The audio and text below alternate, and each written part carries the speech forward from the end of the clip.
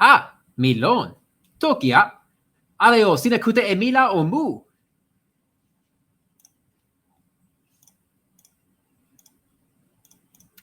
Wawa, milon.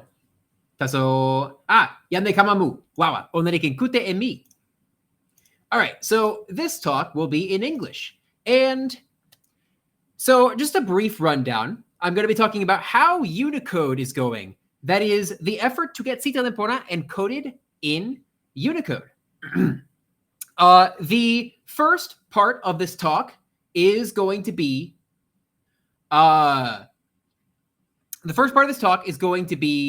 the history of the project. So like what went on, because I don't know if any of y'all know this, but this project started back in January of 2024.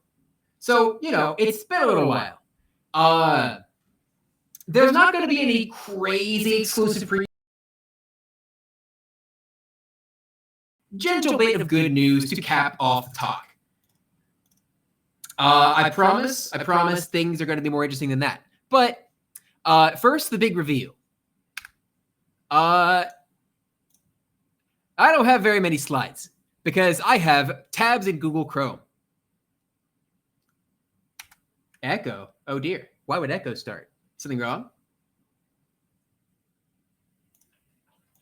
I assume it sounds like that's been fixed.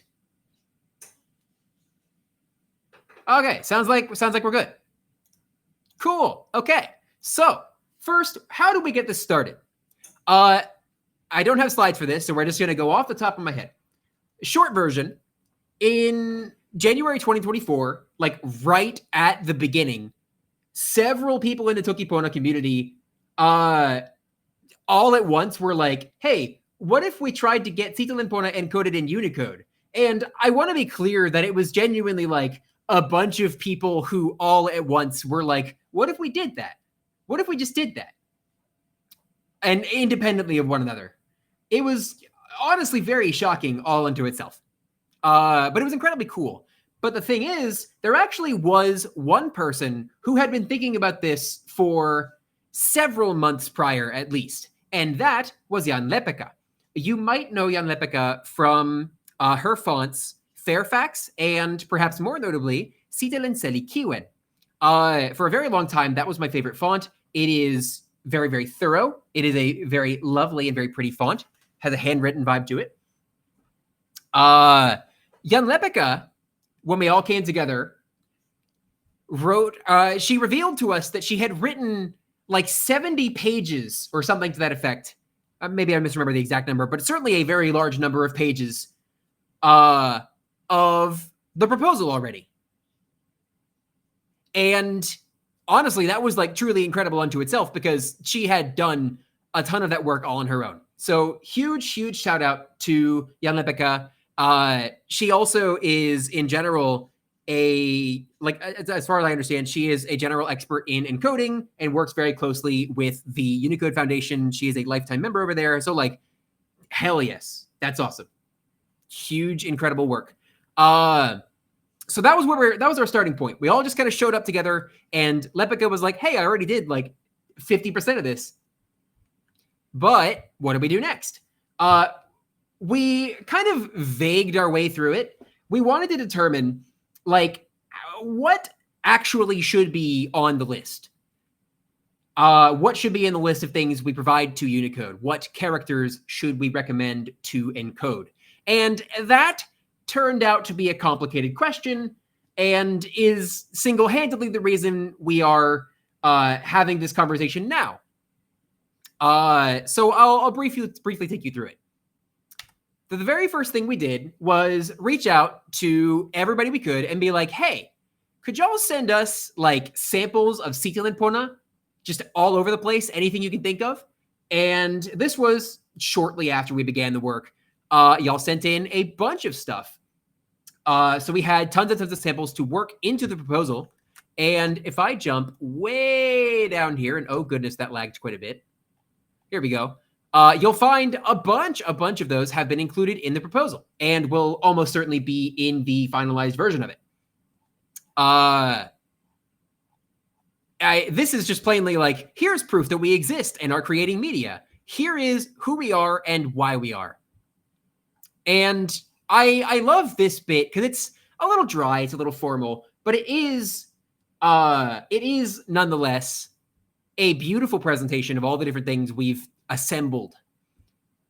And this was just back in January 2024. So continuing from there, that's the survey, bunches of responses. Thank you all so much for that. But then what came next was we had to decide on what characters to include, right? And we ended up trying like genuinely half a dozen different things to achieve that.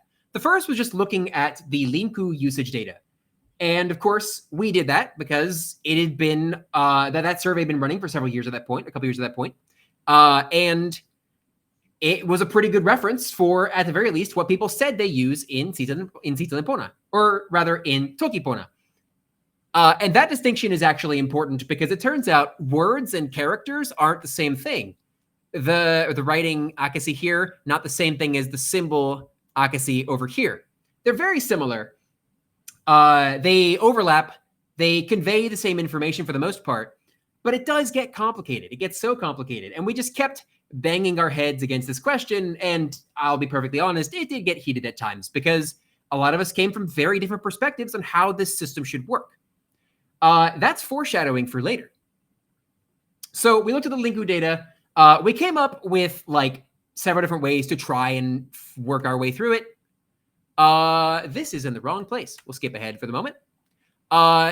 Once we got through with the Linku data, we ran into a new problem, which is that there are multiple ways to write certain Tokipona, certain Sitalinpona glyphs. Now, these glyphs don't have a change in meaning, which is something I think, failed to appreciate at the time we made this survey. But we did assemble a survey for the purpose of like examining what glyphs people are actually using. Two people made the foreshadowing joke that H-Bomber guy did. Thank you. That's what I was going for. Anyway, we asked people what variant of each specific glyph they used. We all had like a vague idea of what things would or wouldn't be popular, but like the results of this are nonetheless actually very interesting. And then we ran into a new problem. That new problem is right here, as a matter of fact. So I'll jump ahead a bit. This is, with a minor error, I'll note Silco over here is in the wrong order, if I recall correctly. This is the list of glyphs that people reported to use in that survey back in January of 2024. So you'll notice that this is a bit of a surprising list. For example, this Sitalin for Lindui over here has been featured in Pupasi by this point. And as far as I'm aware, it is like the common preference for what people use to write Lindui. And we'll look at where that comes from later on. But here are the results we got at that time, except we ran into a problem with Olin. Here it is. You'll notice that there's our friends, the overlapping hearts. There's the heart with emitters. And then there's this up here. This is the single largest amount of write-ins we got because arguably we missed a glyph.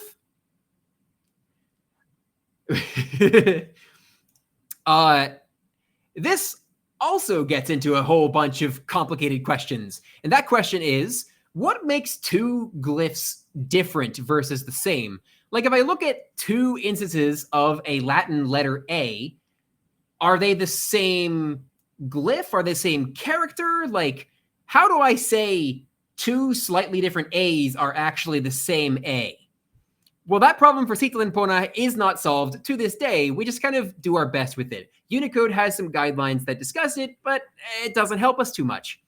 They are primarily focused on the very, very many East Asian languages that use, oh gosh, I have the words fallen out of my head.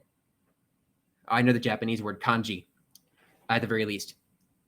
Anyway, we basically forgot the overlapping version of hearts, and this was also kind of sort of the time we realized that you could even make a distinction like that. In other words,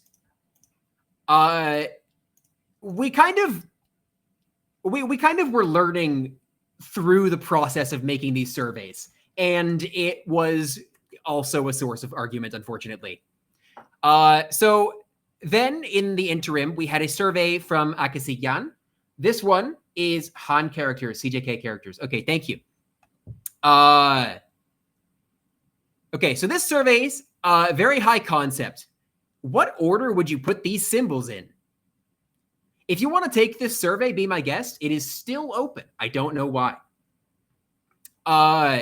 In fact, it's still getting occasional respondents and has been over the past 2 years. I don't know why. But yeah, what order would you put these symbols in? Turns out that's a question we have to answer for Unicode when we say, hey, we want this whole script in Unicode.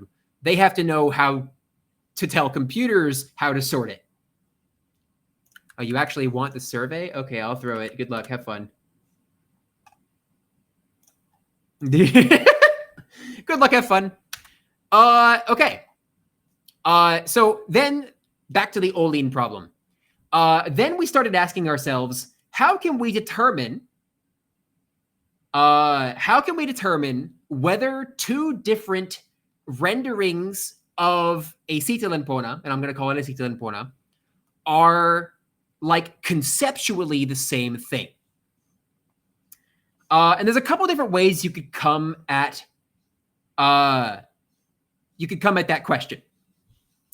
So first, you could talk about it like semantically. Like, do these two glyphs mean the same thing?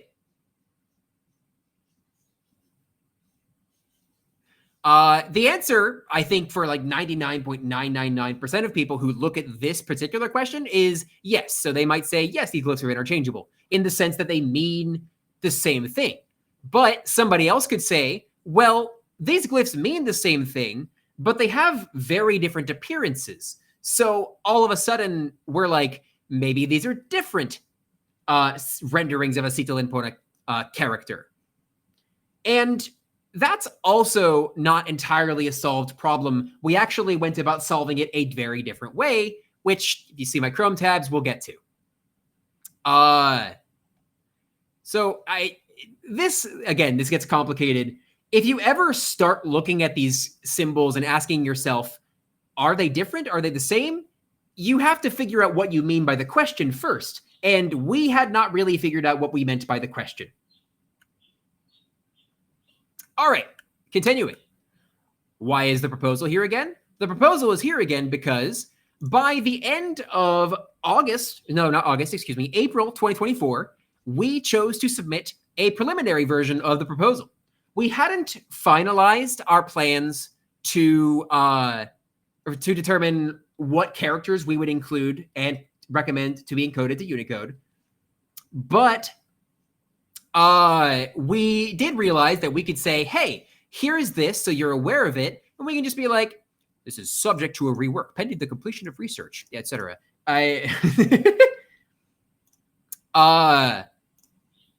Yeah, there's now a bunch of conversation about the how are these glyphs different or the same question. Don't worry, that question is infinitely deep. You will never run out of versions of that question.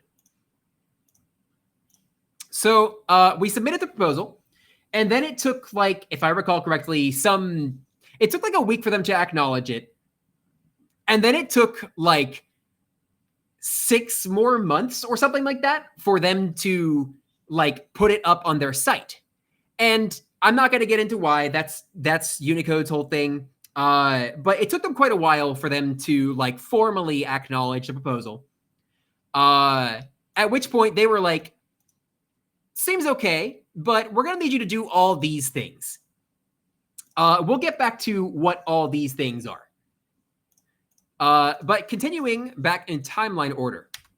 So sometime in April of 2024, we were trying to think about how else we could examine the question of what glyphs people use in Sitilanpona. And the realization that we had was that we could just examine what people actually do. Like, just take all of the examples of Sitilanpona we could find, transcribe them, which is a huge task, and then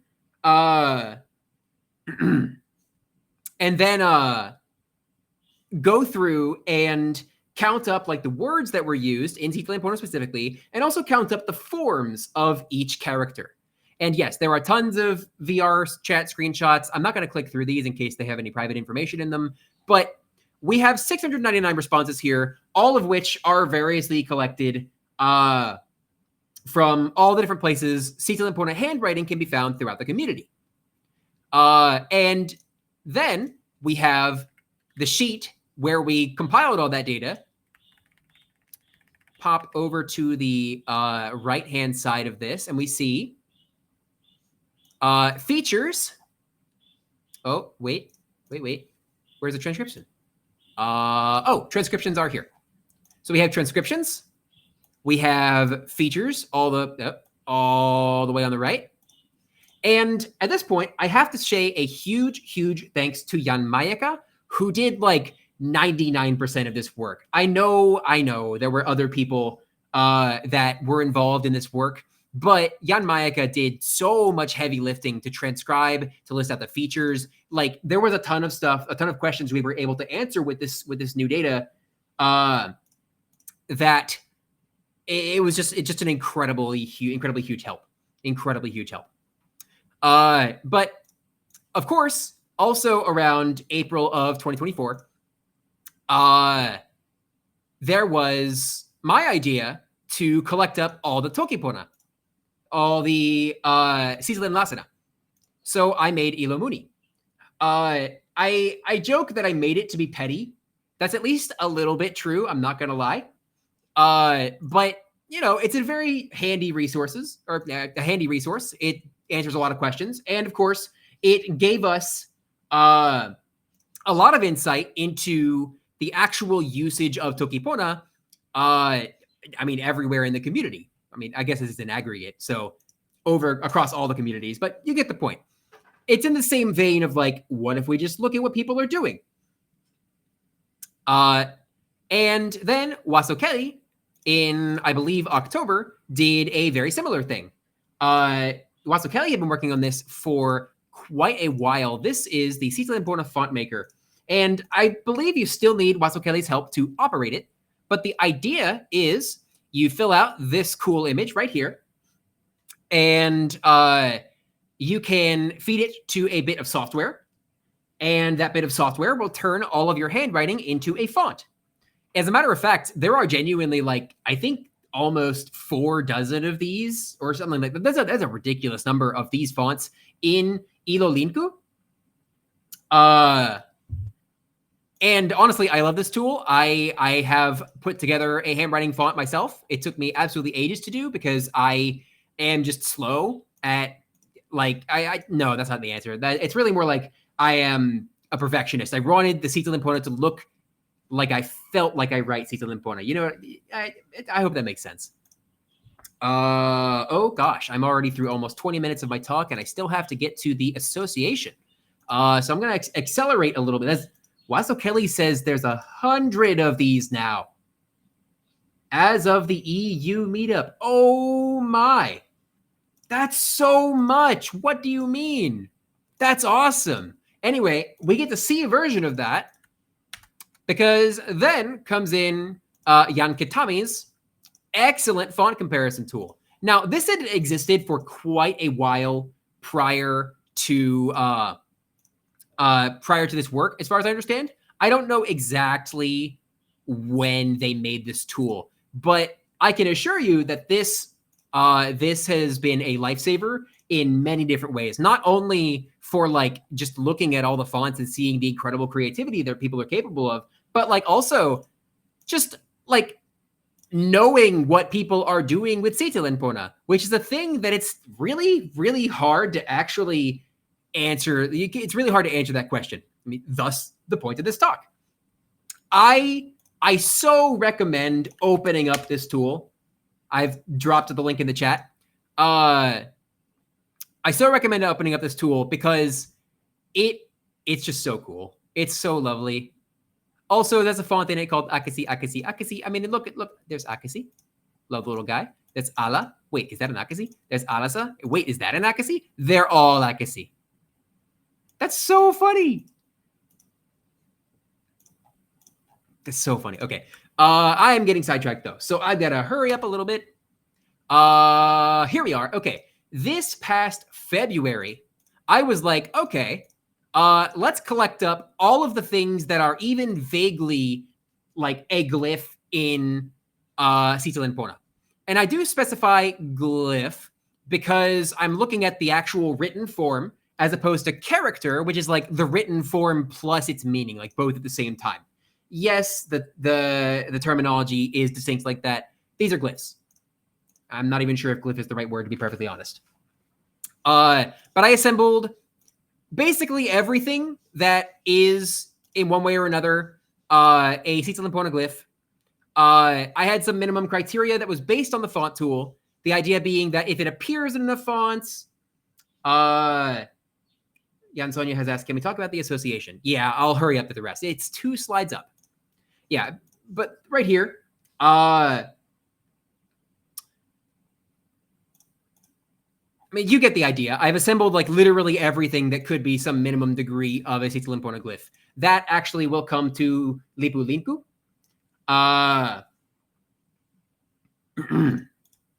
So that's something I have worked on relatively recently with help from Jan Telesi and Kalaasi to add like proper glyph support to Lipu Linku as opposed to just like taping those to words always. Continuing. Sitalinpona punctuation poll. Oh yeah, we sent that back in May. That's also related to the work that's coming up next. So let's just jump ahead to the Sitalinpona Publishers and Typographers Association, or Kulupu Palipi Sitalinpona. So 2 slides up. They're tabs. Anyway, so the association, which I will be calling it from this point forward, is essentially a collective project and a formal legal association where we are trying to shepherd Sitalinpona, essentially. I would recommend that you have a poke through everything on this page, and I'm going to drop the link really quick. But the idea is we have this committee where we are solving all those problems I described before, where we can't quite agree on what things are even problems, let alone how to solve those problems. So about the association, that was the page I was already on. What is going to be the best place for me to look at this? Probably the resolutions page. Is that right? The resolutions page is, for the most part, the actual like bureaucratic actions of the association. So I will speak in a high level, starting from here. So the idea is, I mean, it's right on the page. All the content on the website is relevant. Comment Sitalinpona, start there. That's fair. Yes. Okay. So actually, this is the really, really important thing. So one of the goals of creating this committee is to make a specific standard for what Sitalinpona is. The main form of that standard is common Sitalinpona. So it's a stable and practical writing system, which our committee is defining based on the consensus of an extraordinary majority of experts. So that's where all this historical information came to pass, like what we used all of it for, how we combined all that information together. A lot of those operations are private to the association, which is, how it goes. Sometimes you need a smaller group to get things done a little faster. But the idea is we have specified a list of Sitalinpona characters that correspond to like the core of the language, the most important parts that you should know that are the most teachable. It also distinguishes creative Sitalinpona. So that's everything. It's basically everything outside of common Sitalinpona. The idea is that the former of these will be what we recommend to Unicode, and the latter of these will be the broader scope of what things are Sitalinpona in the entire community usage. And this is important because one of the things Unicode asked us for was a formal standard. Like a formal standard for what Sitalinpona is, recommended by a formal organization. And so this is that. this is the work we've done. So if I hop over to current members, there are a very, very large number of people involved in this association who have provided their expertise, their experience with Cita Limpona, everything they know, fonts they work on, knowledge of the community, knowledge of any number of other things. Like, I can't begin to list this, and I'm very quickly running out of time anyway. But we have all these people working together to help us assemble that single standard. All right, so the next thing I'm going to do, I'm going to close this one because I'm running out of time. The next thing I'm going to do is jump ahead a little bit to some of the work that has been under the association so far. Now, this is just like a single static, like technical page, but it's frankly the only thing I could find that kind of demonstrates the work that's been going on. You may have seen Sonia going on like Blue Sky, reaching out to people of various different communities around the world to assemble Unicode's common locale data. I forget the word R. Oh no. Oh no, I've forgotten the acronym. The idea is it's a very large collection of locale data. That is, if you set your computer to another language, how does it know what names to put everywhere? This is something that the association has been heavily involved in. Supplying these names for countries around the world, for languages, for different communities, for times of the year. We have months, we have weekdays, all repository. The word is repository. Thank you.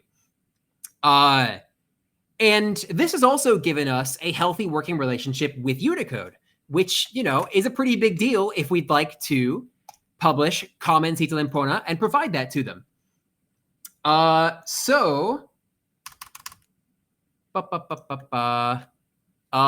Jumping to where?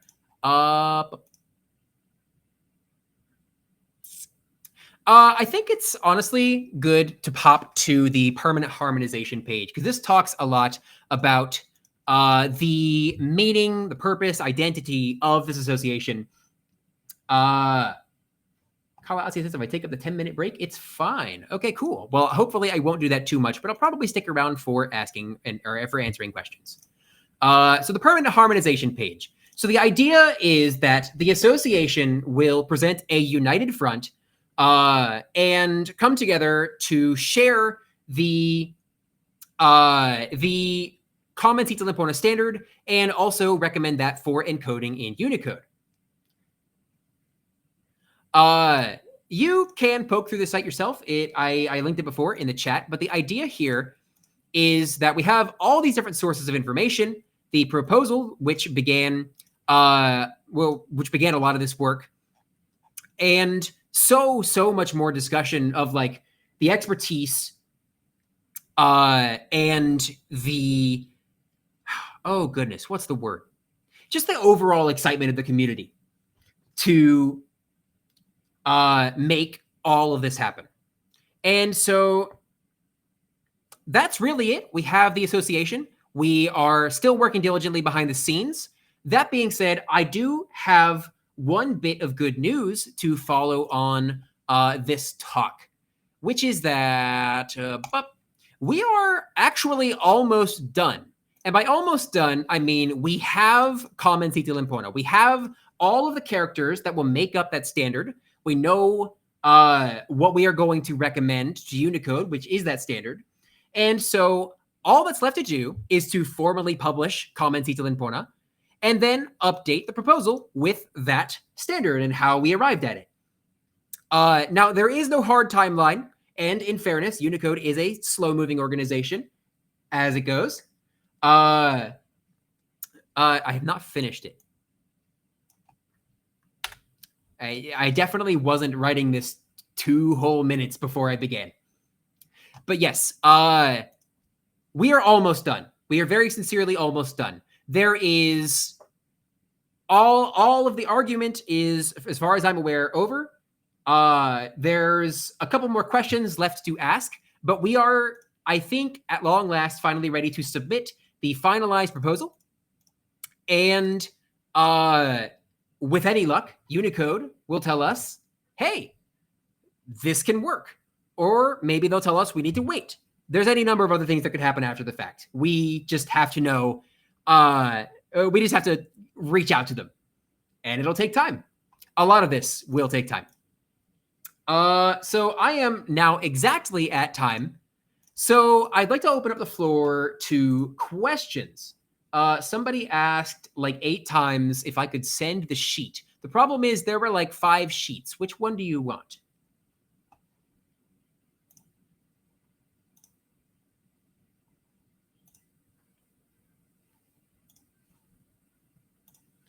Are the questions rolling in? What do you actually need to join the Kulupupali Pisita Limpona? Yes. Okay. That's actually a great question. I clicked the wrong link. Here we go. So if you hop over to the website, there is actually just a button you can press to join it, or rather to submit an application to join it. You fill out a quick Google form, and whoever, we will have a look at your application, and we, like the association, members of the association, will vote on your application. In the application itself, and I can go ahead and click it, you need to have sufficient expertise in Sita Limpona. Sufficient is essentially discretionary, but the idea is that we would like you to have specific, useful perspective on the goings-on of the association, the things we're trying to accomplish. So that means being a typographer, so somebody who makes fonts. It could mean being an expert in the community's data, so like working with Lipulinku or with Ilomuni. It could mean being like Waso Kelly with the font tool. I love the font tool. And like helping people to participate in Sita Limpona. And it goes on and on. So it's a discretionary process. We just need to know what your expertise is, and we will discuss. There was, let's see. There was a question from Jan Bros. What happens if new words or symbols are added to common usage in Sita Limpona in the future? So I think that is not a formally decided thing. I think like there's a couple different paths forward. If something does generally, if something like became widely adopted, I think the association would just like come explore, like, is that wide adoption sufficient to add that character to the list of common Sita Limpona or not? And that's probably going to be a case-by-case thing. That being said, in my personal opinion, it's very unlikely that will happen. It's not impossible by any means, but I think it is very unlikely. Nonetheless, just for like practical reasons, I do personally want to keep that door open as far as like the possibility, but let's see, were there more questions? What's the lore behind the 3? Yes, I am Gregory George Danielson III. That is my actual legal name. My father is also named Gregory George Danielson, and so is his father.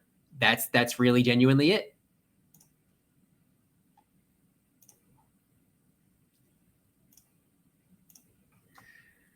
Were there any more questions?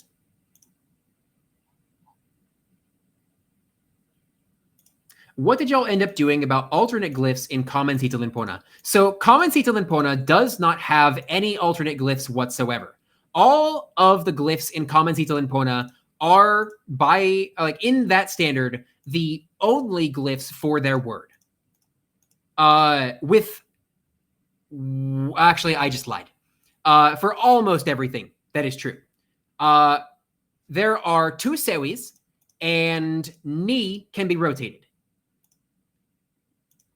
But those are not variants in the same sense as these 2 glyphs are variants. Because, of course, a directional, a ni facing a different direction can mean something different. Whereas both of these glyphs are just different glyphs for the word meli, and they don't, as far as we're aware, mean anything different to different users of Cito Limpona. So the common Cito Limpona standard is concerned with characters. There are no variants that don't mean, or there are no variants that mean the same thing. There is only one rendering of each character. What time do you think common Cito Limpona could be added? Added to Unicode? Who knows? It could be somehow within the next year and a half. It could be 10 years. We have no way of knowing. As far as when common Cito Limpona will make it to like a formal publication, we are hopeful to do it within the year. As I noted, there's no hard timeline, but we are hopeful to do it within the year. Personal opinion on the two variants of Sewi, like my own usage. I love the Poo version of Sewi that is based on the Arabic Allah. I love drawing it. It's one of the few glyphs that is like semi-visually complicated that I still greatly enjoy drawing. And so I use that one way more often. I have used the like directional one a little bit, but I'm not that excited about it. I think this got lost in chat. The sheet with the transcriptions. Oh, yes. Up, up. Boom. Sheet with the transcriptions. Someone asked for that. Hopefully that's helpful. Up, up, pop back here.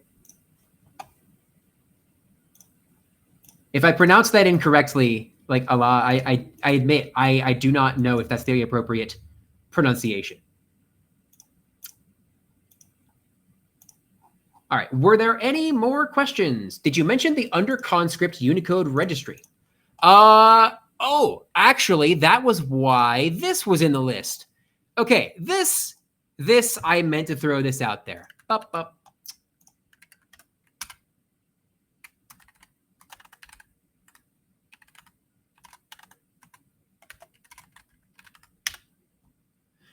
So this is a quick guide on how to use is it under conscript Unicode registry?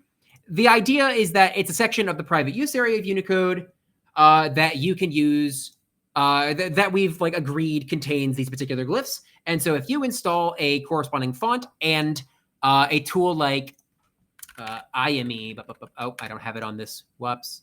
I'll look it up later. Then you can write in on your device. There's a question. If I were to make small indie games in Tokipona using Cito Limpona as a default language, would that help the case to prove that people use Cito Limpona? Yes, absolutely. If you get that done by the time before we throw out the proposal, that's something we absolutely could and should include in that proposal as a piece of media that proves our existence.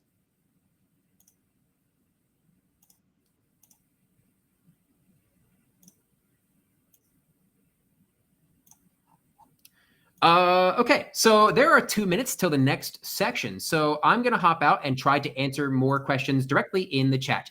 Thank you all so much. I hope you learned something about encoding characters' glyphs. It's lovely. It's so much mess. Thank you all. Bye.